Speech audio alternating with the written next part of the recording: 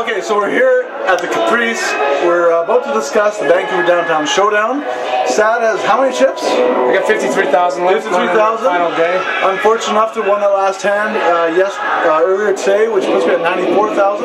The blinds tomorrow are going to be what? 12,000? 1,200? 1,224 with an end to 300. With 300. So we're going to discuss what Sad should do with the stack.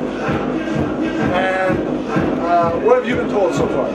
I've been told I've got about 25 times big blind, so I don't have to be too aggressive, but I still do gotta, you know, steal some blinds a little bit, in position only, and stay away from the trap hands. Right. Like what? You suggest king? If I get king jack, get away from that. Oh yeah, king jack and all that stuff. No, all that kind of stuff. Get away. With king jack, you don't necessarily have to. Here's how I feel when I'm playing tournaments. If I pick up queen deuce, I like to steal. If the blinds are 12-24, I like to make it 6,000-7,000 with queen deuce. Try to pick up the big blinds and the $300 antes. $300 antes times 10 players is 3,000. You're looking at like 6,600 in the pot. So you're looking at 6,600 in the pot before anything happens. But if I have king jack offsuit, I'd like you to limp. I talked to you guys earlier in another blog about limping with bigger marginal hands where you don't have to overcommit yourself to too many chips. So what's going to happen if you raise the $8,000-9,000 and you hit a flop with a deuce 7-8, you're going to have to fire again. And if you get called, what do? Do you fire again on the turn, or do you decide to just put the brakes on and let the hand play out? So, bigger hands, I suggest limp to myself. This is what I tell myself. I'm going to tell it to Sad.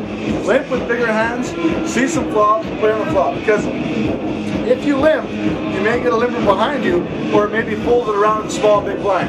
If you get that sense of recognizing check on the flop, and you've missed your king or jack, it's okay to fire out just $4,000. Nothing crazy, just $4,000 into an $8,500 par.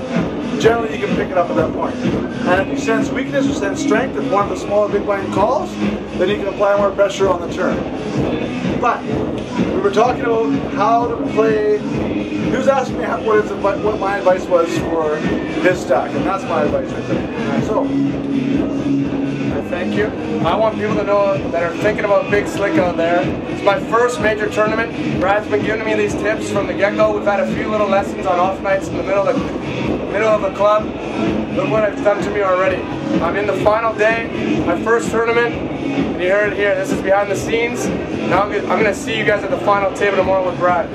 Yo! Good night, Big Slick. Hey. Sneaking out of this secret little compartment at the Caprice. We're going back to the real world, which is a lot of fun. You Big Slick members, join that VIP goddamn site and let's get this party started together. Don't miss out on this shit.